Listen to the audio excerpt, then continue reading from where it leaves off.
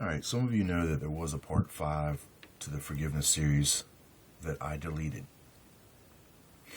I was, as I am right now, I was super tired that night. And I just felt like the video was so important and I didn't focus enough on exactly what we're trying to talk about here. And that's this amazing forgiveness, how it's related to the afterlife. And then what I started to talk to you guys about the mansion worlds and how this is going to seamlessly join to the truth of Jesus Christ's words as he even teaches us about the mansion worlds in the Bible. Now, as we read these things here, keep in mind, always consider the religious climate of the day that Jesus Christ taught in when he walked in the flesh. Consider that it was eye for an eye and tooth for a tooth, that the religious authorities of Israel were ready to take him out at any time they felt that they could legally, within their law, justify it. Jesus Christ is beyond intelligent. And as we know, he talks to the crowd, or he teaches the crowd, the multitude, in parables. You are that crowd. You are a part of that multitude of children that Jesus Christ was teaching then with his parable, just as these parables are teaching us now. He saw into the distance and saw the many multitudes that would come thereafter and hear these very same parables, and within each one of them is the truth of the entirety of the whole message of what Christ was trying to reveal. And that's that he's not come to destroy sinners. He's come to call them to repentance. And he's not going to lose a single one. All of this comes down to what we talked about earlier in the series, and how I've even said, even a years back and many videos ago, I described, even without even knowing these verses were here in the Bible, I described how it doesn't matter that if you don't believe in God now, it doesn't matter if you've been deceived and you've even started to worship the devil. It doesn't matter. Now, it affects the quality of your life, and it's going to affect the quality of your afterlife. But it doesn't matter in the sense to where you're going to be rejected by Jesus Christ in the afterlife. Nope, you will be brought up. You will be brought up to the spiritual abode to face a spiritual judgment. Now, here's where it gets quite incredible. That once you are drawn up to this spiritual judgment, which is quoted as this sea of glass, which is going to be off this world, I said that once you actually see Jesus Christ and the angels around you, the spiritual abode, you hear Jesus Christ, you are going to know at that moment that he's real. You're going to know everything concerning what you wondered and what other people tried to destroy concerning the afterlife is all about, because you're going to be in it. And you cannot deny something that you yourself are blatantly in, and that's going to be life after death. You will know that you have passed to the other side. Everything around you in the entirety will be new. You will actually see certain of the angels of heaven. Certain of them, not all of them, just certain ones of them. More importantly, you will be harmonized in the meeting of your guardian angels, because each person that believes in God, that has looked for God with an honest heart, has 2 guardian angels by you at all times. Now, the amount of work that the angels can do in your life is based upon the amount of will that you do in your life that is God's, because they are only allowed to work. They're only motivated. They're only compelled. They're only designed to work within the will accordance of the Father. So as long as you stay within the will accordance of the Father, these angels can work with you. And you yourself, through the power of prayer, through the power of faith, will move mountains. as long as you stay on the water line and you walk with the Father in his will. As long as you're doing your will, the Father can't move through you, because that's not his will. His will is that you love your neighbor as yourself. You love him with all your might. You walk that line, the Father can move through you. And when he says love your neighbors as yourself, he's not talking about just Israel. He's for what the Masons want to say, or the other secret societies, or the other occultic groups, that it's just their particular brothers. BS. It's the entirety. How long will it take for either Jew or Gentile to openly accept with a joyous heart that he or she is the Son of God? How long is it going to take for these people to stop trying to quantify the truth into particular units of definable colors, numbers, races, or nations? The Father sees all at once, and all are his, whether they've been deceived or not. So these verses that I'm going to show you are going to talk about the mansion worlds. They're going to talk about the relativity of forgiveness as it's related to the quality of your happiness. And we've got the perfect scripture to fully support that once people on the other side see and hear Jesus Christ, that they are going to accept that gift of eternity and joy at that moment, whether they accepted it here or not. And it's all right here in the Bible. We're also going to understand that these mansion worlds that Christ spoke about are about education. They are going to be the intermediary worlds before you enter into what is known as your universal career, which is basically your adventure going towards the center of all things, paradise, where the perfection of the living Father is humbly waiting. At the center of all things, his actual personality presence, which means you will be able to discern him as a sovereign being of perfection, separate from yourself, the Father identity of the creation of the entirety of the whole, who loves you and has welcomed you back home. Incredible. So, as we see this here, this is the book of John. We're going to be reading from chapter 6, just a few verses because we've already covered it, but it's going to be relative absolutely to what I'm about to show you. So we'll look one more time. Remember in these verses here that we've already established that this is happening after they've been lifted up. Okay? I should lose nothing, but should raise it up again at the last day. Now this is where I told you that once they are raised up, no man can come to me except the Father which hath sent me draw him, and I will raise him up at the last day. Now Jesus gives us this incredible window into the connections to all the other parables of his truth when he says, it is written in the prophets, and they shall be all taught of God. Every man, therefore, that hath heard and hath learned of the Father cometh unto me. Think about that again before I turn the page. It is written in the prophets, and they shall be all taught of God. Every man, therefore, that hath heard and hath learned of the Father cometh unto me. They're being taught where?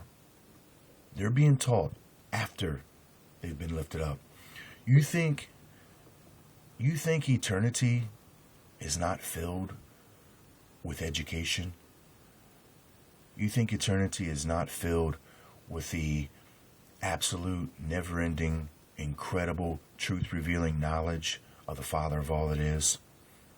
Do you realize that the conceptual idea of eternity as being incredibly long, never-ending, is based upon the fact that you cannot exhaust the divinity perfection potentials of creation? You can never exhaust them. They can be experienced for an eternity of eternities, and they will by anyone who accepts the Father.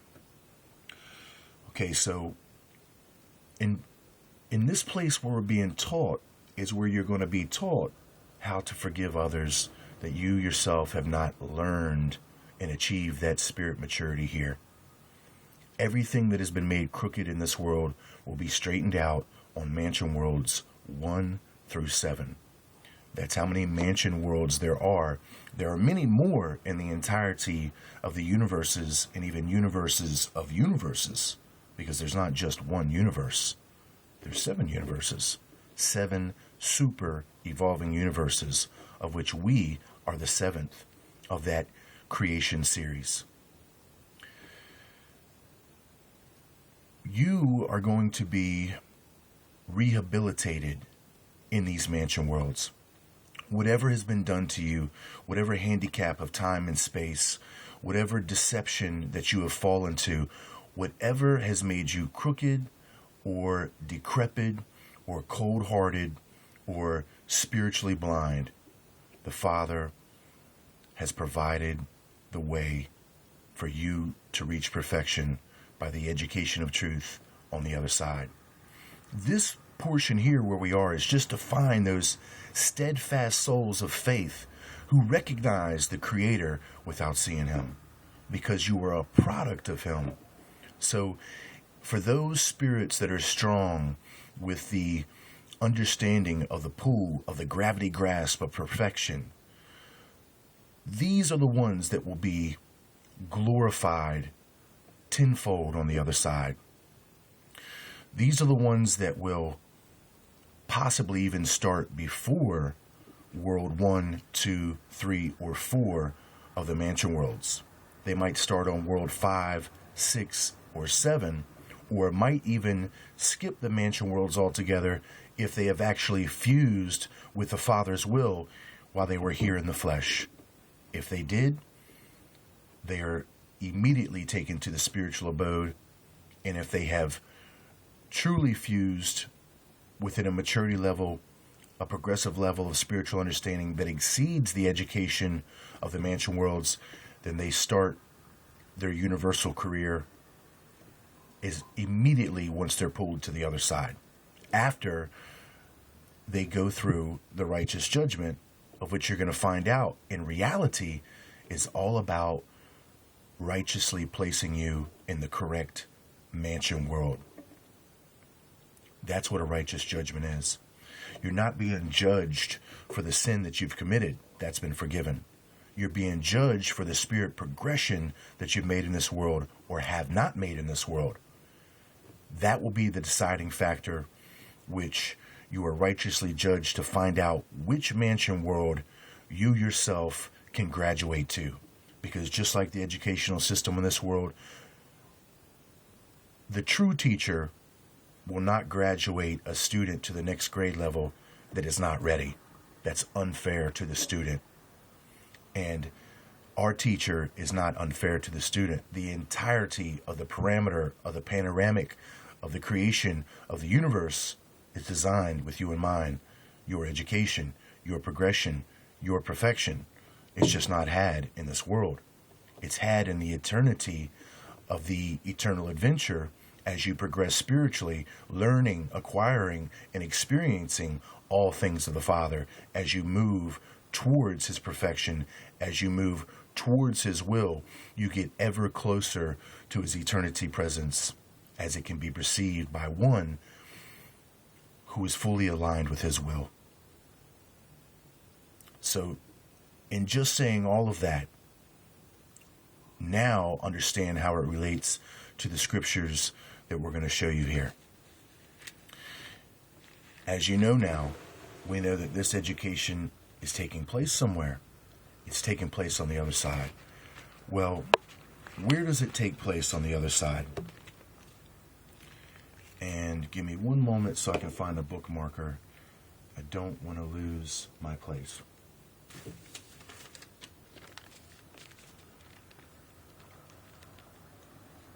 Okay. Let's clarify one more time. Chapter 12 of the book of John. This is verse 31 through 32. Now is the judgment of this world. Now that's the living word that was manifested of God as Jesus walked the earth. That word was actually judging the fallen men. That's what he declares.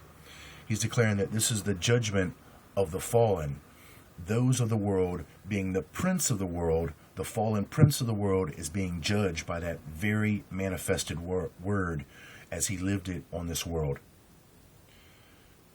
There's two judgments that are conceptually presented. One has taken place as Jesus Christ walked and lived the manifested will of God. That will judge the fallen. The judgment that you and I are going to have is in the spiritual abode. And we will see that clarified, and I've already clarified that in the channel multiple times. So now is the judgment of the world. Now is the judgment of this world. Now shall the prince of this world be cast out. And I, if I be lifted up from the earth, will draw all men unto me. All men.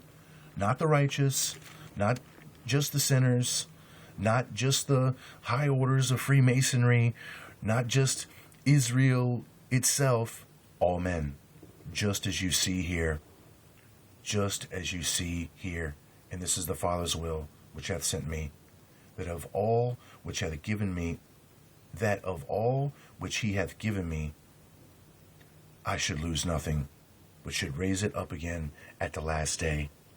Now, we've already described the Father's given him all flesh.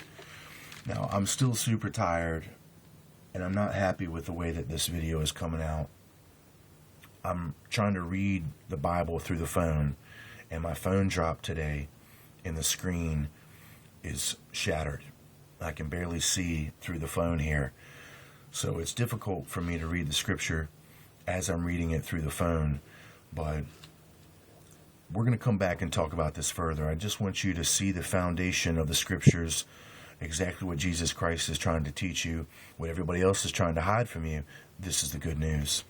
So all are being drawn up, once again, as we see here, the book of John, verse 12, 31 through 32.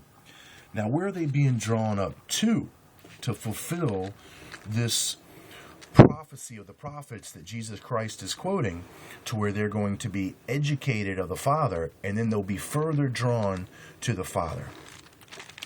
Well, that's going to be at the mansion worlds. This is going to be the book of John, chapter 14. Let not your heart be troubled. Ye believe in God, believe also in me. In my Father's house are many mansions. If it were not so, I would have told you. I go to prepare a place for you. And if I go and prepare a place for you, I will come again and receive you unto myself, that where I am, there ye may be also. And whither I go, ye know, and that and the way ye know. And whither I go, ye know, and the way ye know. Incredible. Jesus Christ is clarifying that he is leaving this world at this time to prepare a place for you. Now, when he's speaking to the multitudes, at this point when he says you, he is speaking to the individuality of each person in the multitude from then till now, to the end of this world's history to come.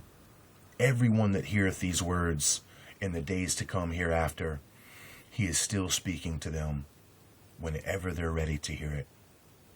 The place that's being prepared is what the righteous judgment is.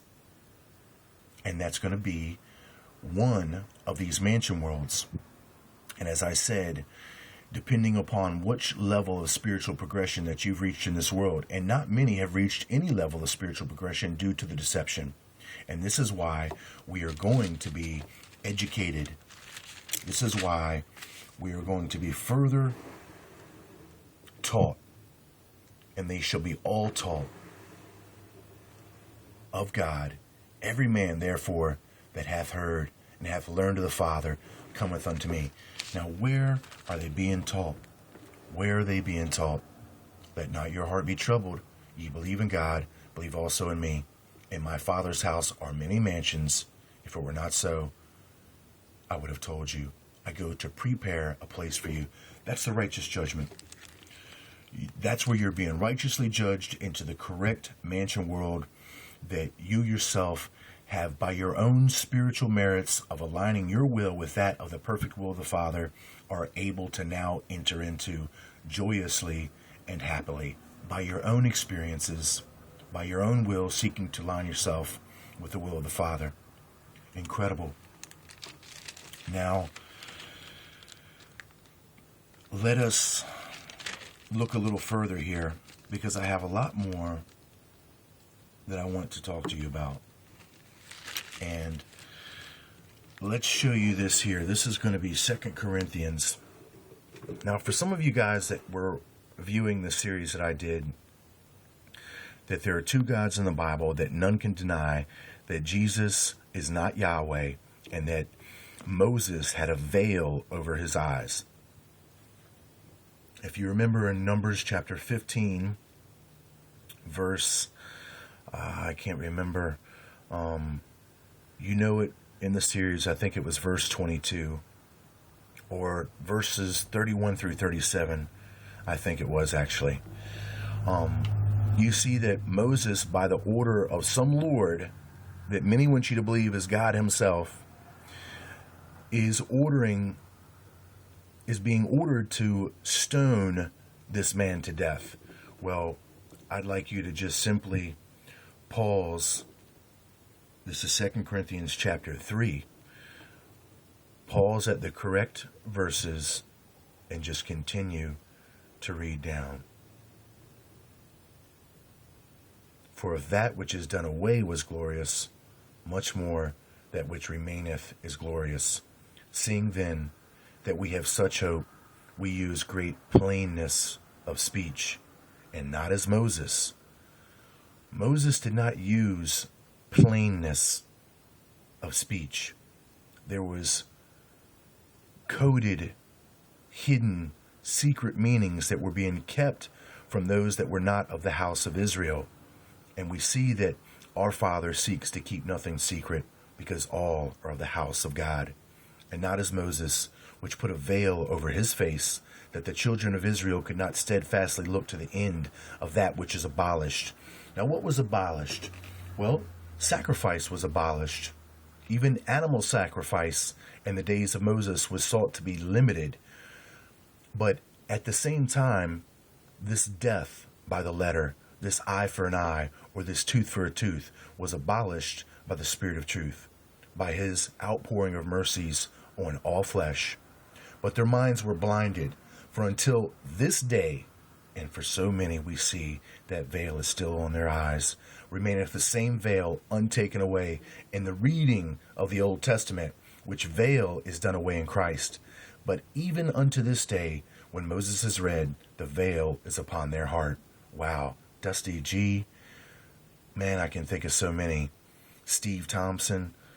A few of you who have just absolutely tried to fight as a blind man, walking his way, forcefully walking his way to the cliff, to the edge. You are fighting everybody that is trying to stop you from going over, and you're saying, nah, I'm going.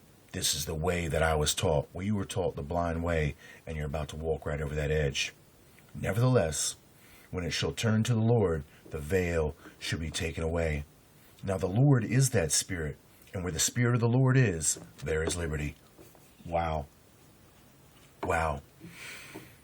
The Lord is that Spirit. If you put this in perspective to the series that I did about none can deny Jesus is not Yahweh, think about the man gathering sticks. Think about the man. That man is free.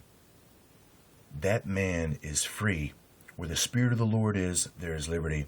The Spirit of the Lord is everywhere. It's in the entirety of creation, of his creation. This man has liberty. He has freedom to do what is good for him on the Sabbath day. And we've already covered that freedom, that liberty to be free from the blinded concepts of Jewish law as it seeks to destroy and kill and bind men under some traditional view of a misinterpreted letter. But we all right, now verse 18 of chapter 3 of 2 Corinthians is where we're going to get to this understanding of the mansion worlds. It's even going to give us the further understanding of the new name and the new body that we'll receive, because you will actually receive a new vessel of which your spirit form identity that now exists within this vessel will be manifested into a new vessel. And from each mansion world, depending on which one you start, from each mansion world, you will be given a new vessel from one world to the next. You will be caused to sleep the sleep of ages many times. Many times. And the sleep of ages is when you are what you would consider in this world death, where you have completed the entirety of the mission, the fulfillment of what you're able to do on this level of your spiritual progression. Therefore, the vessel that you have currently that allowed you to exist within that progressive level of spiritual being is no longer needed. As you go to the next level of spiritual understanding, and now you have progressively matured your spiritual actions, those spiritual actions by your experiences are translated into your new form and your new name in the next level of spirit progression, the next world level of spirit progression. And from one world to the next, ever inward, you will be continually translated more towards the alignment of perfection, which means the inside spirit that is in you is being continually refined and perfected and brought out one stage at a time until eventually you reach the perfect abode, the central abode, the first source, cause, and center of all things, the Father of all that is. And at that time, you have divested yourself of every aspect of material identity to where now you are able to behold the sovereign personality of the perfect Father. But we all, with open face, beholding as in a glass. Open face means a willing face. Now, most people don't have that willing face here on earth. Well, it doesn't matter. Jesus Christ judges you not. Whether you believe in him or not, he's going to raise you up to the spiritual abode. He already knows that the deceiver has deceived the world, just like a wise parent would know that if another child corrupted their child, that their child has been led into corruption by no intent of their own and will judge them righteously. So too does the Father, but on a more profound eternity relative level. But we all, with open, willing face, beholding as in a glass the glory of the Lord, are changed into the same image from glory to glory, even as by the Spirit of the Lord. Wow. We're changed into that same glory. Glory is spiritual presence. As the Lord returned in all his glory, the glory of the angels of the Lord, that spiritual presence, that spiritual form, that is a more progressively enhanced spiritual vessel that is less and less materially defined. As you move forward in progress, you leave behind the material limits one stage at a time, and you progress forward into the unlimited potentials of the spiritual identity of your own experiences as they've been manifested into yourself, your form. You are actually creating your spirit form identity. The amount of glory that you're going to be able to experience is relative to the amount of glory that you yourself have progressively understood and acquired and actualized to others. If you're shining that love light to God and following the two commands, love your neighbor as yourself, love the Father with all your might, then that shining of the glory that you're given to others will be that same shining of the glory that's reflected back to you as your new spirit identity form. And as we know, some on the other side are not going to shine so bright. But they won't feel no shame because they're going to start at World 1, where everybody at World 1 will be shining with the same brightness. They won't be amongst those of the World 4, 5, 6, or even 7 that will be shining with much more spiritual brilliance than they are. That is the way that the Father is going to correct these handicaps of time and space. So we go from one glory to another glory, from one image to another image, ever so being changed to that perfect image of God. Not being the perfect personality of God, but our spiritual image is being progressively perfected to where we ourselves will one day receive a perfect form.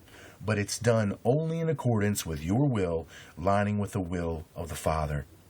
There's your scriptural proof for what I've been telling you. There's your scriptural marriage that you should have. You should marry these verses to the verses that I showed you about the mansion worlds, and then everything else about that education that you're going to be taught on the other side.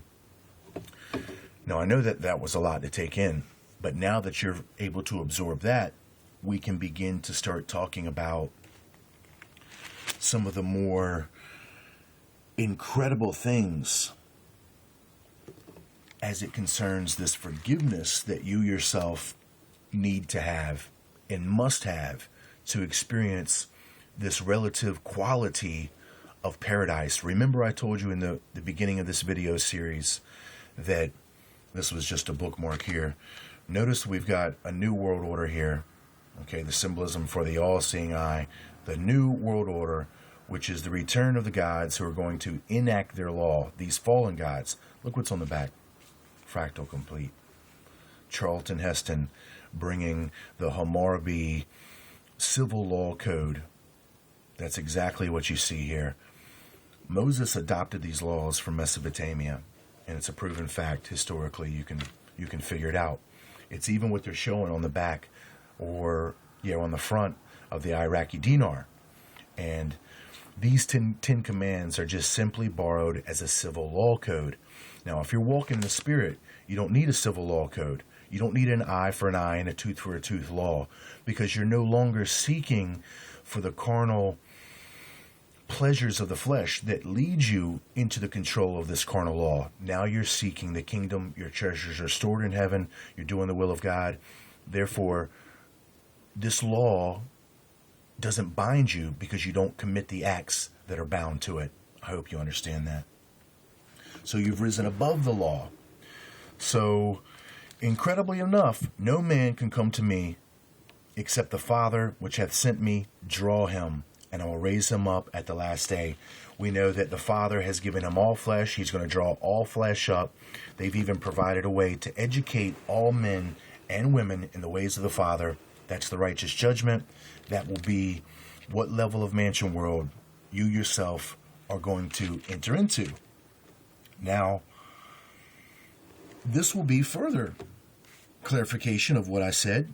We've already described that now the Father wishes that everyone that seeth, or everyone that heareth the Son, the eternal Son on the other side, whether they heard him now when he lived in the flesh, or they heard his voice while they're living now as the Spirit of truth, or they hear and see him on the other side when he draws all men up to himself. This is where you're going to see further confirmation of that. This is going to be chapter 5 of the book of John. We'll start reading at verse 19. Verily, verily, I say unto you, the Son can do nothing of himself, but what he seeth the Father do. For what things soever he doeth, those also doeth the Son likewise. For the Father loveth the Son, and sheweth him all things that himself doeth. And he will shew him greater works than these, that ye may marvel. Wow, in those days to come. For as the Father raiseth up the dead, and quickeneth them, even so the Son quickeneth whom he will. So everyone will be quickened after death. Where does this quickening take place? It takes place on the progressions of the mansion world. That will be where you receive the quickening that you yourself are capable of receiving by your own alignment, by your own experiences, as you have experienced the wondrous progressions, the joys of doing the will of the Father, and then therefore have acquired the experience of what that will can bring you. Now you know by your own experience. Not that you read it from a book, not that somebody told you, you actually lived it.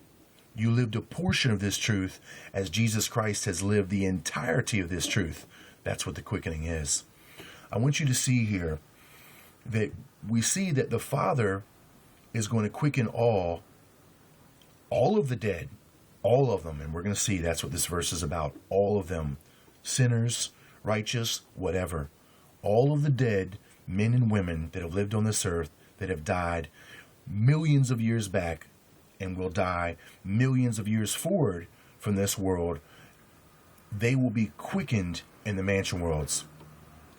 But this verse here says, so the Son quickeneth whom he will. Wow. I was quickened.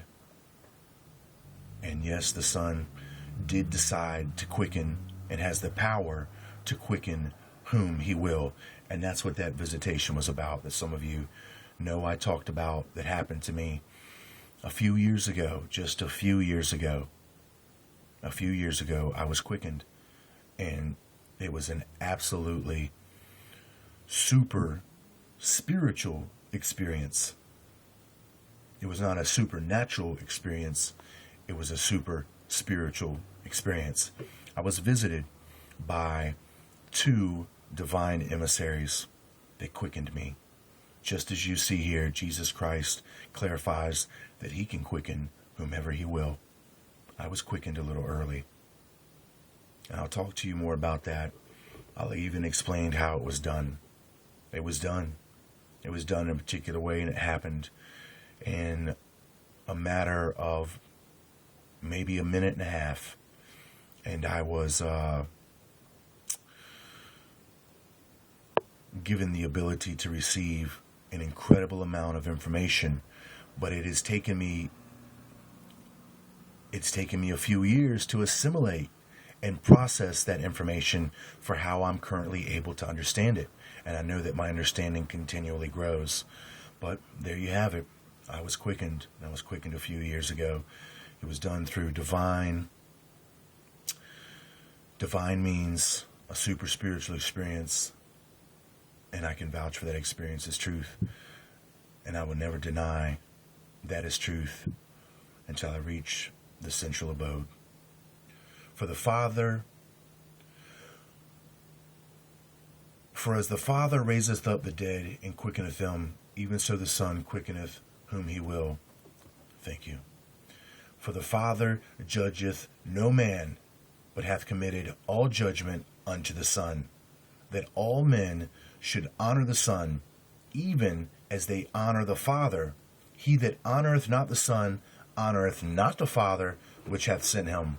Verily, verily, I say unto you, he that heareth my word and believeth on him that sent me hath everlasting life, and shall not come into condemnation, but is passed from death unto life.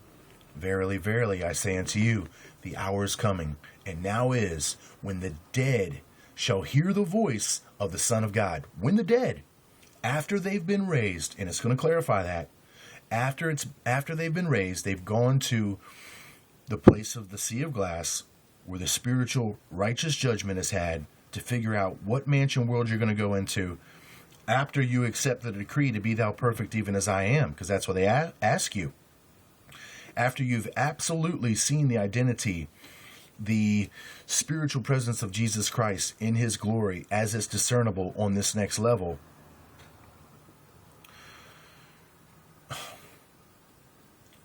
you will be placed correctly in that mansion world. You will hear his voice then, as you will see his presence, and it is the desire of the Father that all that see and hear the Son shall receive everlasting life. For as the Father hath life in himself, so hath he given to the Son to have life in himself, and hath given him authority to execute judgment also, because he is the Son of Man. Marvel not at this, for the hour is coming, in the which all that are in the graves shall hear his voice. All that are in the graves shall hear his voice. All. Righteous, wicked, all. and shall come forth. That's when they're drawn up. All men, all women, they have done good unto the resurrection of life. And he shall come forth, they that have done good unto the resurrection of life, and they that have done evil unto the resurrection of damnation. Both, the wicked and the good. I can of mine own self do nothing. As I hear, I judge, and my judgment is just, because I seek not mine own will, but the will of the Father, which hath sent me. If I bear witness of myself, my witness is not true. There is another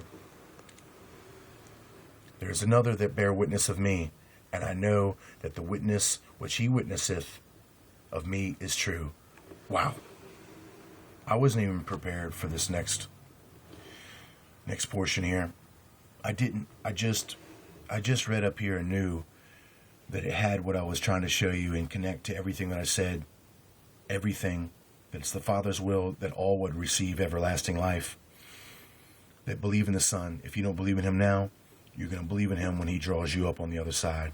You will realize that he is that one with that power. And then here it says it just as it says it so plainly, as I've received it plainly, and I want you to receive it plainly, with plain speech, no hidden meanings, no hidden codes, no nothing. Don't let any of these people, these secret societies or these cults, twist these words. Remember what 2 Galatians said as it described plainness of speech. This is that same plainness of speech that is telling you that it is after death, the resurrection, that is going to be both the wicked and the just, that they will all be drawn to the Father, and that the Father is going to give them all eternal life. Incredible. Incredible.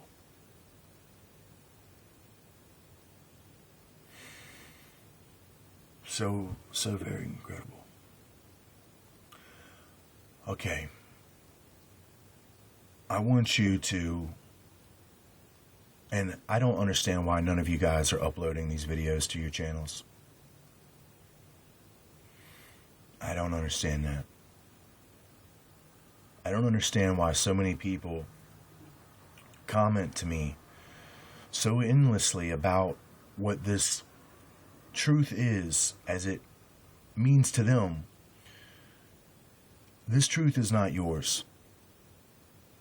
My channel is not to make personal contact with any singular individuals and just give them the truth and just comment back to them. It's for the entire world. It's for every last breathing human being on this world. I'm trying to reach them, every last one of them. If you are following Jesus Christ, if you are a seeker of the truth, and you know the good news when you hear it, then you need to try to reach the people too. I understand that many of you understand certain aspects of what we're talking about. The anagrams that Matt is breaking down are incredible, but it's not an anagram that's going to save anybody's life. It is the truth.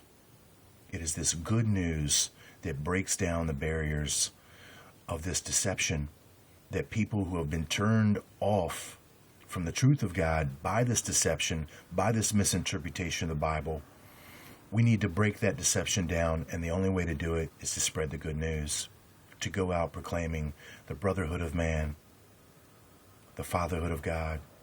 Love your neighbor as yourself. Love the Father with all your might. And that all that were made crooked by the perfection, the glory, the power, the resurrection shall be made straight. I love everyone because I'm compelled to see the potential that you are going to fulfill on the other side. I don't see you as you are now. I see as you're going to be. I see into the distance as the Father has allowed me to be quickened. I'll be back.